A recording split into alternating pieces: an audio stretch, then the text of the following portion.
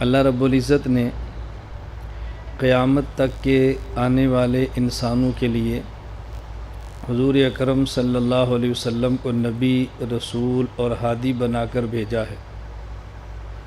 اللہ رب العزت نے حضور اکرم صلی اللہ علیہ وسلم پر دروازے نبوت کو بند فرما دیا ہے۔ اب قیامت تک کوئی نبی پیدا نہیں ہوگا اور قیامت تک کوئی نیا نبی نہیں آئے گا، لیکن جو کار نبوت ہے وہ اللہ نے قیامت تک باقی رکھنا ہے۔ نبی نہ ہو اور نبی کا کام ہو تو نبی کا کام کون کرے گا قیامت تک کے لیے؟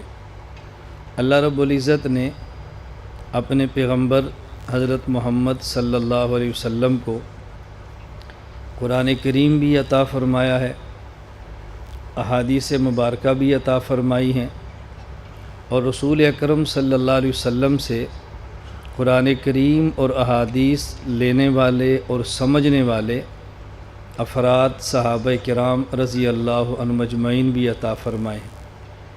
صحابہ کرام رضی اللہ عنہم اجمعین نے نبی کریم صلی اللہ علیہ وسلم سے قرآن کریم اور احادیث مبارکہ کے الفاظ بھی لیے ہیں، قرآن کریم احادیث مبارکہ کے معنی بھی سمجھے ہیں، مطالب بھی سمجھے ہیں، مفاہیم بھی سمجھے ہیں، اور حضور اکرم صلی اللہ علیہ وسلم کی منشا اور مزاج کو بھی سمجھا ہے۔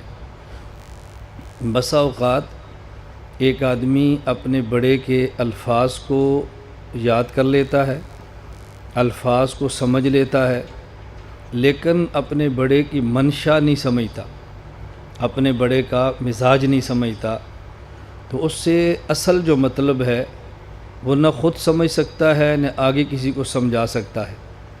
تو صحابہ کرام رضی اللہ عنہم اجمعین نے رسول اکرم صلی اللہ علیہ وسلم سے قرآن کریم بھی سمجھا ہے، احادیث مبارکہ بھی سمجھی ہیں، اور آپ کے منشا اور مزاج کو سمجھا ہے کہ آپ کیا چاہتے ہیں۔ کسی چھوٹے کی بہت بڑی سعادت ہوتی ہے وہ اپنے بڑے کی منشا سمجھے، اپنے بڑے کا مزاج سمجھے۔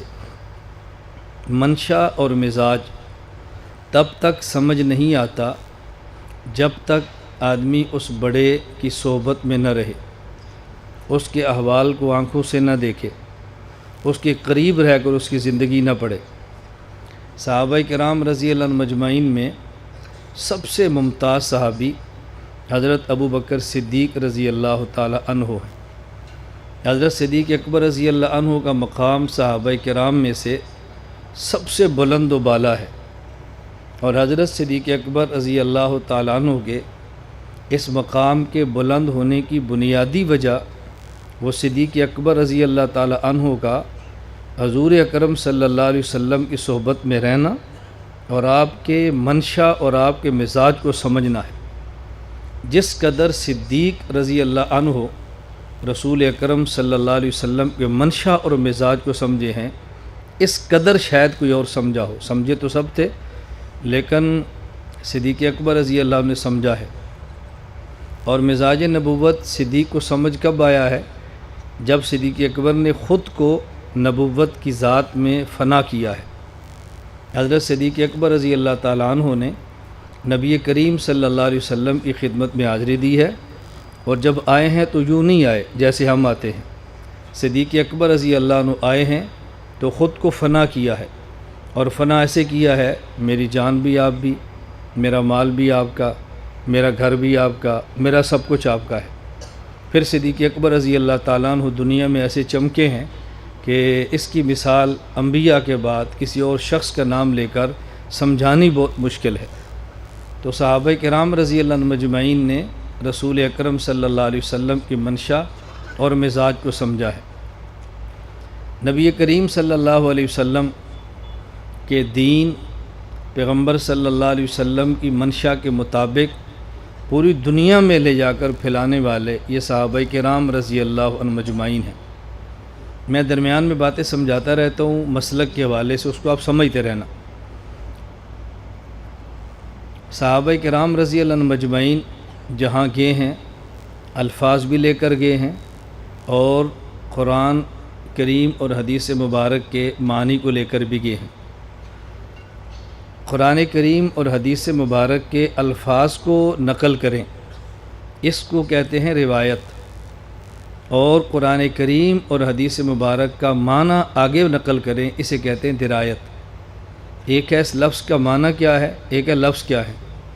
تو صحابہ کرام رضی اللہ تعالیٰ مجمعین نے الفاظ کو نقل کیا ہے جو روایت ہے، اور جو سمجھا ہے آگے سمجھایا ہے، اسے کہتے ہیں درایت ہے۔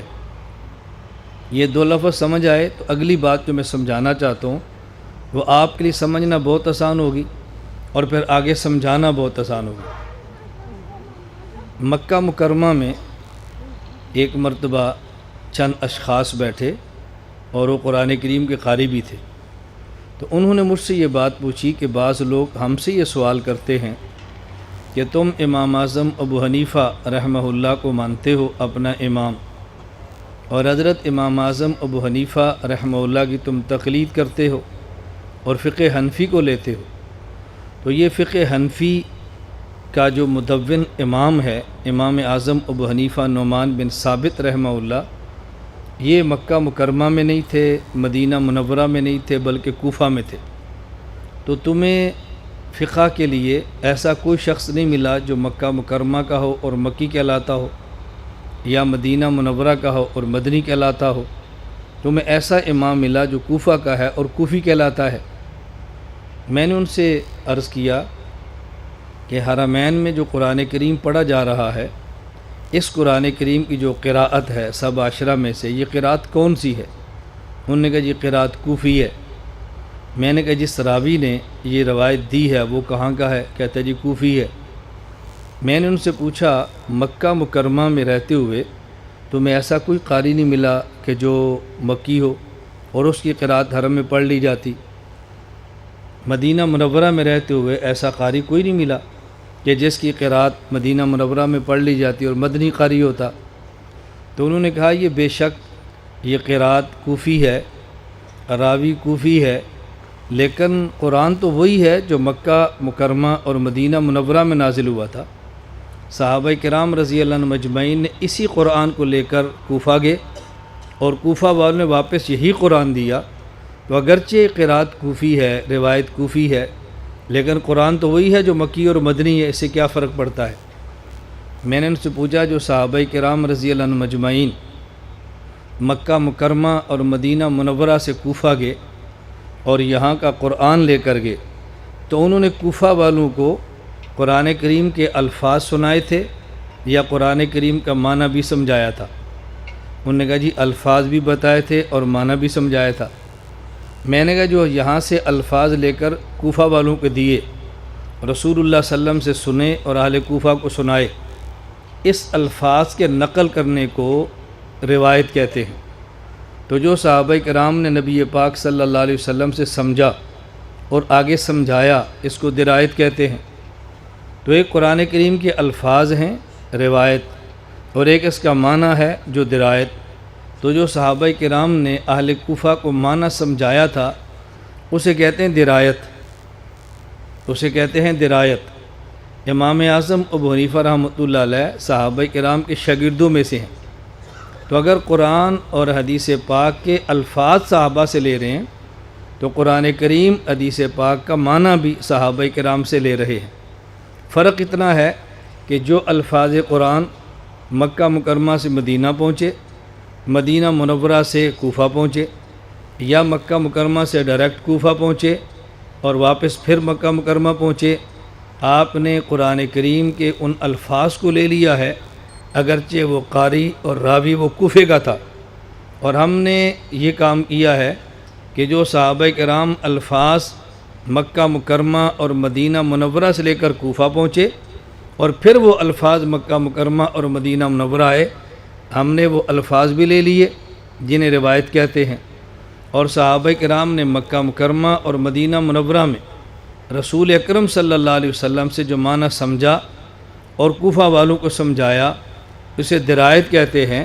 ہم نے وہ معنی بھی لے لیا ہے، فرق صرف اتنا تھا کہ آپ نے ان کی روایات کو لیا ہے اور ہم حنفیوں نے ان کی درایات کو لیا ہے۔ ہم کوفی روایت بھی مانتے ہیں اور کوفی درایت بھی مانتے ہیں، اور اسی درایت کا نام فقہ ہوتا ہے، اس لیے ہمارے اوپر اعتراض کی کوئی گنجائش نہیں ہے۔ اب یہ بات آپ کو سمجھ آ جائے تو آگے سمجھانی کتنی آسان ہے، یہ مطلب سمجھ آ جائے تو آگے منتقل کرنا کتنا آسان ہے۔ لا الہ الا اللہ، لا الہ الا اللہ، لا الہ الا اللہ، ما لنا رب سوى